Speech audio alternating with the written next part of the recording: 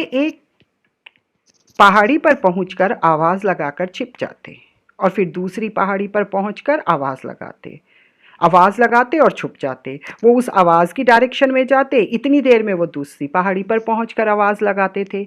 इसके बाद दौड़कर वन में चले जाते, फिर वन में छुप जाते। वो विद्रोही बेचारे उस आवाज की डायरेक्शन में चलते चलते बहुत परेशान हो गए।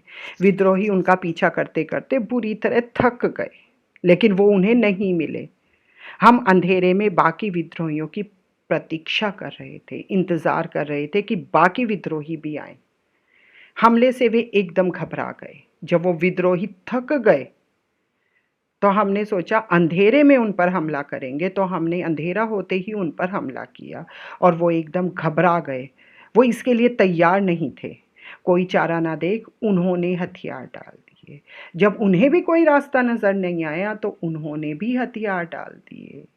उन्होंने भी युद्ध करने से, लड़ाई करने से मना कर दिया। मैंने कप्तान से पूछा, क्या अपने जहाज पर जाना चाहोगे? कप्तान से कहा, क्या अब आप अपने उस जहाज पर जाना चाहोगे? उसने कहा, हाँ। वह दो नावों में अपने साथियों के साथ अपने जहाज की ओर चल पड़ा। आधी रात के समय वे जहाज पर पहुंच गए। अंधेरा था जब वो जहाज पर पहुंचे। उन्हें देख सभी विद्रोही घबरा गए। क्यों? क्योंकि जो उनकी साइड के विद्रोही थे वो भी कप्तान के साथ हो गए थे। दोनों नावों में लोग भरे हुए थे जो कप्तान के साथ थे। उन्हें अपनी पराजय स्वीकार करनी पड़ी।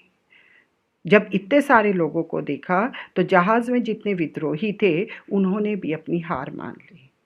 कप्तान ने 7 बार गोली चलाकर संकेत दिया।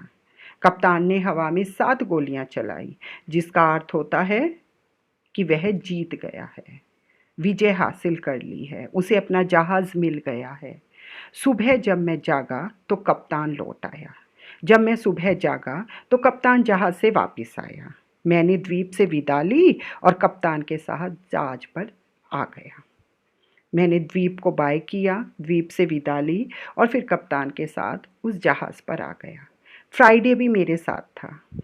इस तरह 28 वर्ष तक उस द्वीप पर बिताकर मैं अपने देश की ओर चल पड़ा। 28 वर्ष अकेला उस द्वीप पर मैंने बिताया और अब मैं अपने देश वापस जा रहा था।